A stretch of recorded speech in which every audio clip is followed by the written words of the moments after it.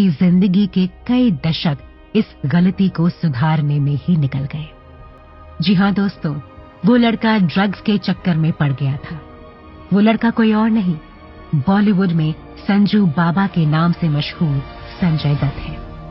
जब 1977 में वो महज 18 साल के थे, तभी से वे ड्रग्स के चंगुल में फंस गए थे। लेकिन इस बात का अंदेशा शायद उनके पिता सुनील दत्त को उनके बचपन में ही लग गया था। दरअसल सुनील दत्त भी बॉलीवुड के जाने माने अभिनेता थे और उनके घर बहुत से लोग उनसे मिलने के लिए आते रहते थे।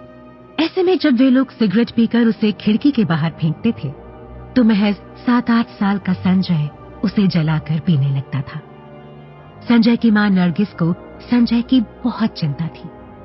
वे सुनील से जिद करने लगी कि संजय को एक नॉर्मल जिंदगी जीने दी जाए, वरना उसका पूरा बचपन खराब हो जाएगा। इसलिए उन्हें मुंबई की चकाचौंध से दूर हिमाचल के बोर्डिंग स्कूल में भेज दिया गया। वहां रूल्स बहुत स्ट्रिक्ट थे। ऐसे में उनके लिए किसी भी तरह की शैतानी करने का कोई सवाल ही नहीं उठता था। लेकिन जैसे ही उन्होंने कॉलेज ज्वाइन किया, वे आजाद पंछी की तरह हो गए।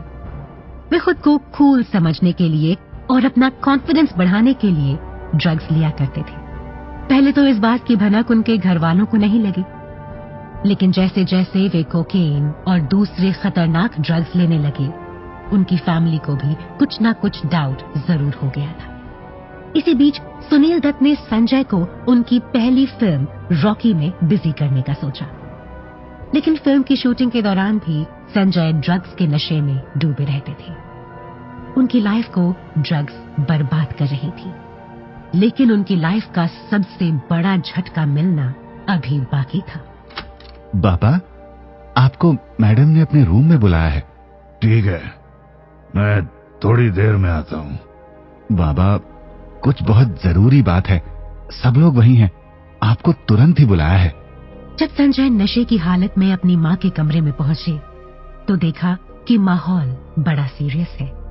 संजय की बहनों ने अपनी माँ का हाथ पकड़ रखा था। क्या हुआ? सब ऐसे माँ के पास क्यों बैठे हैं? बेटा, इधर आओ, मेरे पास बैठो। अरे लेकिन हुआ क्या? बेटा, नरगिस को कैंसर डायग्नोज हुआ है और अब उसका ट्रीटमेंट चालू होगा। शायद हमें अमेरिका भी जाना पड़ेगा। संजय का इतना सुनना था कि उनके पैरों तले जमीन खिसक गई। उनका नशा काफूर हो गया। उन्होंने उसी समय डिसाइड किया कि वे ड्रग्स लेना छोड़ देंगे। लेकिन जब उन्होंने 2-3 दिनों तक ड्रग्स नहीं लिए, तो वो पागलों जैसा महसूस कर रहे थे, क्योंकि ड्रग्स लेना जितना आसान होता है, उतना ही मुश्किल उसे छोड़ना होता है। संजय के दिमाग को ड्रग्स ने पूरी तरह कंट्रोल कर लिया था। जब नरगिस के ट्रीटमेंट के लिए उनको अमेरिका ले जाया गया, तो संजय अपनी बहनों के साथ अमेरिका गए। लेकिन उन्हें पता था कि अमेरिका में वो बिना ड्रग्स के नहीं रह पाएंगे, इसलिए वे अपने जूतों में ड्रग्स छुपा कर ले गए थे। लेकिन अमेरिका में उनके पिता सुनील दत्त को होटल मैनेजमेंट ने बताया कि संजय के रूम में तकिए के नीचे से ड्रग्स मिली है। सुनील दत्त ने वो ड्रग्स अपने पास रख लिए। लेकिन जब संजय दत्त को ये बात पता चली, तो वो अपने पिता से भी ड्रग्स वापस लेने के लिए लड़ पड़े। क्या ही अजीब कश्मकश रही होगी ये सुनील दत्त के लिए। एक तरफ उनकी पत्नी कैंसर से जंग लड़ रही थी, तो दूसरी तरफ उनका बेटा ड्रग्स की गिरफ्त में समा चुका था। नरगिस लगभग 2 महीने तक कोमा में रही थी।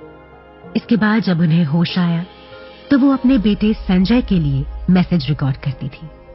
भारत वापस लौटने के बाद नरगिस की यही इच्छा थी कि वो किसी भी तरह संजय की फिल्म के प्रीमियर में जा सके।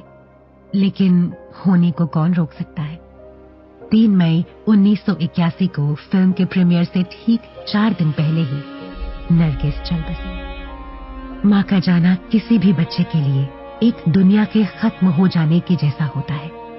उसके बाद उसे ऐसा लगता है कि वो सारे बंधनों से मुक्त हो गया है। संजय के साथ भी ऐसा ही हुआ।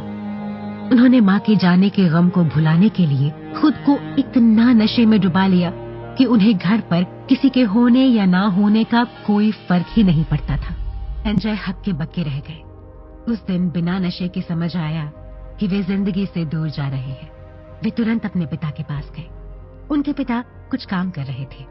पापा, मुझे कुछ बात करनी है आपसे। हाँ संजू, बोलो क्या बात करनी है? पापा, मुझे ड्रग्स से छुटकारा पाना है। मैं किसी भी तरह नॉर्मल जिंदगी जीना चाहता हूं। प्लीज मुझे बचा लो। उठ जा मेरे बच्चे, मैं इसी दिन का इंतजार कर रहा था। तुझे कुछ नहीं होगा बच्चे, तू ठीक हो जाएगा। संजय दत्त को उस समय एक जादू की झप्पी की जरूरत थी और उनके पिता ने उन्हें सीने से लगा लिया। उसके बाद 1984 में सुनील ने संजय को अमेरिका के रिहैब सेंटर में 1 साल के लिए भेज दिया। उस सेंटर में संजय को एक फॉर्म दिया गया जिसमें उन्होंने जिस भी तरह के ड्रग्स लिए हैं उन सभी पर निशान लगाना था। आपको यकीन नहीं होगा, लेकिन संजय ने सभी ड्रग्स पर निशान लगाया। वहां के डॉक्टर्स भी हैरान थे कि इतना ड्रग्स लेने के बाद भी संजय कैसे जिंदा थे। खैर, उस समय भी संजय की राह आसान नहीं थी, क्योंकि ड्रग्स की वजह से ही संजय की गर्लफ्रेंड टीना से भी उनका ब्रेकअप हो गया था। उस समय संजय बहुत अकेला महसूस करते थे। तभी उन्हें रिहैब सेंटर में ही उनकी मां की रिकॉर्डिंग सुनाई गई जो उनके लिए रखी थी। उस समय उनकी मां को गए हुए 2 साल हो गए थे, लेकिन उस दिन वे 4-5 घंटे तक लगातार रोते ही रहे। आंसुओं के साथ साथ उनके दिल का दर्द भी निकल रहा था। जब संजय 9 महीने के बाद वापस भारत आए तो उनसे कोई मिलने नहीं आया सिवाय ड्रग पेडलर के। उनके पास ऑप्शन था कि वे वापस उसी रास्ते पर जा सकते थे, लेकिन इस बार संजय ने तय कर लिया था कि वे वापस उस रास्ते पर नहीं जाएंगे।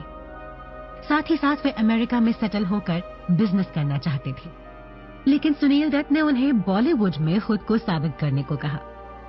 उन्होंने लगातार कई फिल्में की, लेकिन कोई भी नहीं चली। आखिरकार 1986 में महेश भट्ट ने नाम फिल्म में उनको लिया और वो फिल्म सुपरहिट हो गई। नाम फिल्म की सफलता ने संजय दत्त की लाइफ को वापस पटरी पर ला दिया। 1987 में संजय ने ऋचा शर्मा से शादी कर ली और उनकी एक बेटी त्रिशला भी हुई। लेकिन किस्मत को संजय की खुशी ज्यादा अच्छी नहीं लगी।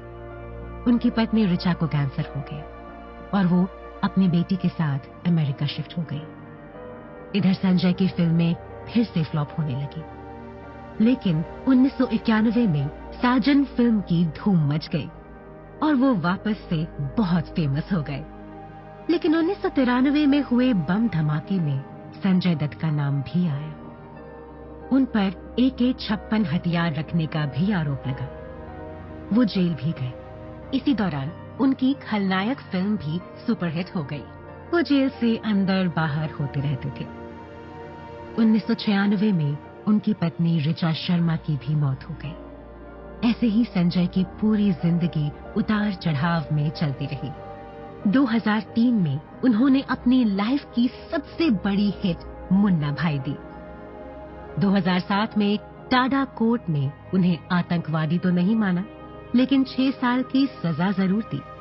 बाद में इसे घटाकर 5 साल कर दिया। फाइनली फरवरी 2016 को संजय अपने जेल की सजा काटकर बाहर आए। अब वे पूरी तरह से आजाद हो चुके थे।